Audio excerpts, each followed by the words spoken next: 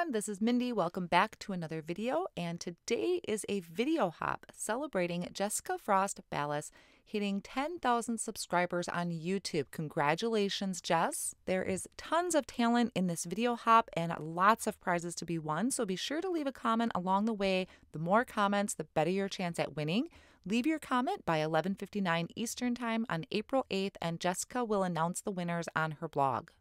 My card that I have for you today is very clean and simple and easy to make using a rainbow stencil. This is actually a masking stencil from Tailored Expressions, and it's really pretty, lots of fun to use.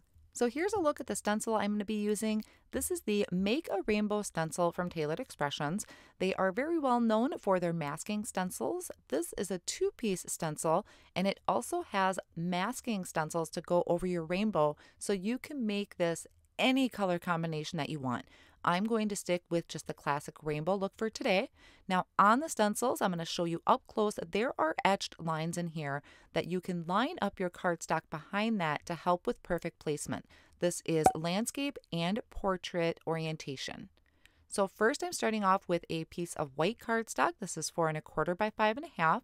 I lined my cardstock up with those registration lines, and then I'm holding that in place with some low tack tape.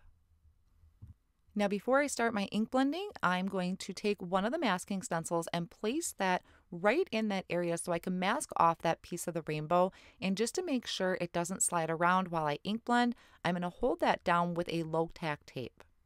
So I'm going to try and do an ombre look with my rainbow, starting with 2 shades of red.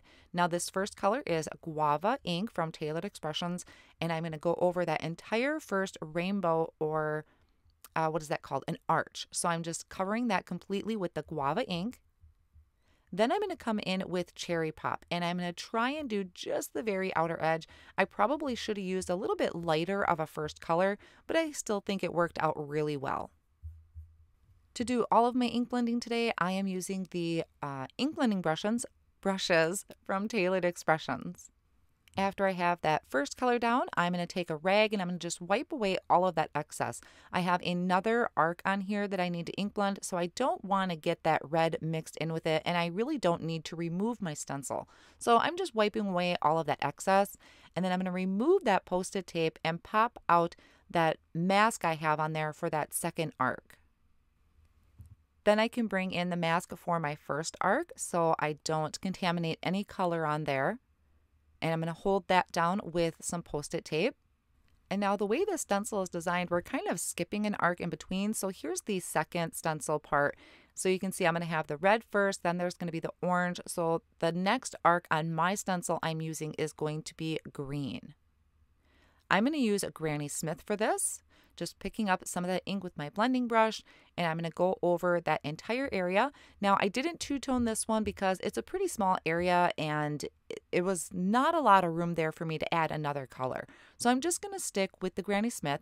If you want to go over it again, you could, and that would deepen up that color a little bit. After I have that down, I'm going to just carefully remove my stencil and my mask. And there are my first 2 colors that I have added. So I'm bringing in the second layer of the stencil, lining up those registration lines, and I have my tape still behind my cardstock, so that's holding my stencil down. I'm going to place in one of my masks for that really small arc in the middle and just hold that down with that low tack tape. This time I'm using pineapple ink. Now this one I am going to two-tone because it's a little bit bigger and I have more room to work with. So after I have the pineapple down, I'm going to bring in candy corn, and I'm going to come in just at the very outer edge of that arc. Now because these two are quite different colors, it's a yellow and an orange, this looks really great when I'm done. Like I said, I kind of wish I would have started with maybe a pink for my rainbow. That probably would have showed a little bit more contrast.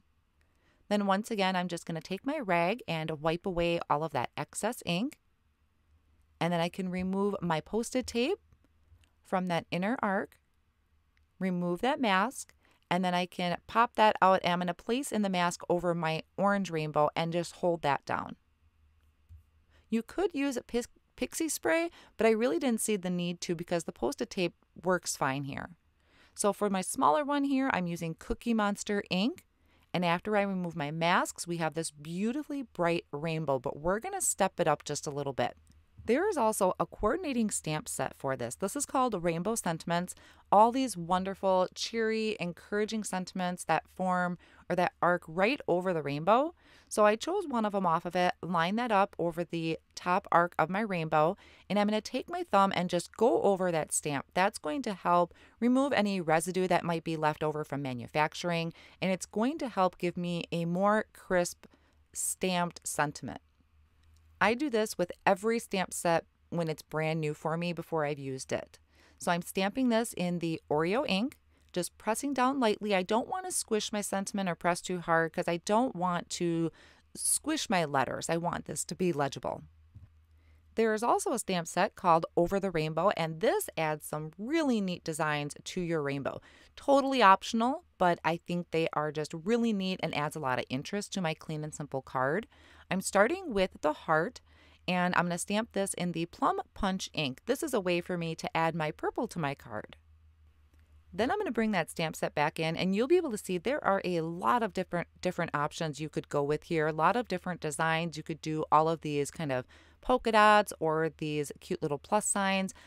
I chose one of the ones that have the plus signs on it, line that up over my red arc on my rainbow, and I'm going to stamp this in Cherry Pop ink. So kind of a tone-on-tone look, and you can stamp it multiple times if you wanted it to be just a little bit darker. I think this would also be really pretty if you heat embossed in maybe a silver or a clear, would be really neat too. So I'm bringing in another one of those designs. Now also notice these are not fitting up perfectly. The rainbow itself is kind of wonky, and the images to go over the arches of the rainbow are kind of wonky too. So you kind of have to let go of that OCD of everything being perfect and just go with the wonky, just go with the flow. So I stamped that second image in candy corn ink. I stamped it twice, and then that third polka dot one I stamped in a Granny Smith. After everything was done, I took about 1/8 of an inch off of each side, so my cardstock is going to measure 4 by 5.5, and I'm lining the back of that with foam tape to add a little bit of dimension, and I'm adding it to a piece of Sprinkles cardstock that's measuring 4 1/4 by 5.5. I also have a Rainbow Cloud Duo die, so there's a couple different styles of clouds on this die set. This one has a little bit of kind of stitching around the edges, so I die cut that from white cardstock, added some foam squares behind my clouds, and added that to the bottom of my rainbow. And there we have our very clean and simple rainbow card, really quick to come together. It honestly took me maybe about 15 minutes total. I want to thank you so much for joining me. I will have the next person in line for the hop listed down below in the video description, also with links to the supplies I used and my blog if you would like to see more pictures.